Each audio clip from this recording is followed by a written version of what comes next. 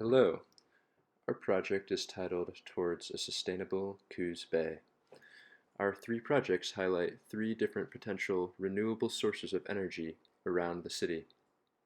Each energy system is paired with ecological and social connections, creating multifunctional landscapes. The three sources of energy are wave, floating solar, and land-based solar and wind hybrid systems. The energy production from wave farms and photovoltaic pods will use existing energy transmission lines to transfer the energy to the city. On the contrary, solar wind hybrid systems will be on rooftops that will produce on-site energy for important disaster relief buildings like hospitals and grocery stores.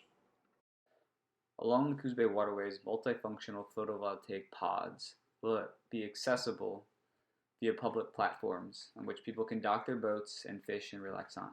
Underneath, dynamic environmental functions are integrated. The system includes an integrative platform for human use, which increases cultural attachment and possible outlet for ecotourism. Connection to the existing power grid is easily done with minimal need for land. The water keeps the panels cool and in the most efficient temperature zone. There's also creation of habitat for fish, which lead to an increase in populations and the stabilization of the estuary ecosystem. The photovoltaics cool the water, provide cover, and can include dynamic environmental functions such as aeration and simulated debris for habitat. Photovoltaics are suitable for any area behind the break wall where the water surface is stable. The yellow zones on the map shown here represent water surfaces outside the managed channel zone that are suitable depth. Photovoltaics require a depth of at least 3 feet and a preference of at least 5. The second form of energy is wave power. This site is 1 to 3 miles off the coastline. We are proposing 140 wave attenuators that connect to the existing energy grid. This will also create a protected marine area and will restore a former dump site of dredged material. These attenuators will be 600 feet long. Underneath will be an artificial reef habitat. Between these habitats, seaweed farming will take place. Tethers and power cable connections will connect them to the seafloor, and opportunities for recreational activities such as scuba will happen here. Energy is generated through vertical and lateral movement.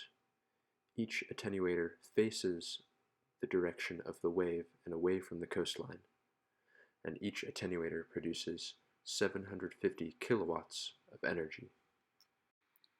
The third type of energy is land-based solar wind hybrid system.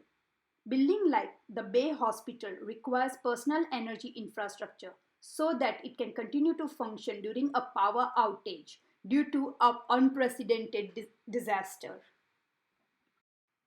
The Bay Hospital is surrounded by parking lots that take away a significant ground area. Retrofitting green roof along with solar wind hybrid system on its terrace will add the lost socio-ecological functions to this landscape. The terrace of the hospital has enough area to accommodate photovoltaic panels and aerovine wind turbines to make the hospital self-sustainable. Green roofs will facilitate therapeutic walks, bird nesting spaces, and native plantations on the terrace while providing clean energy.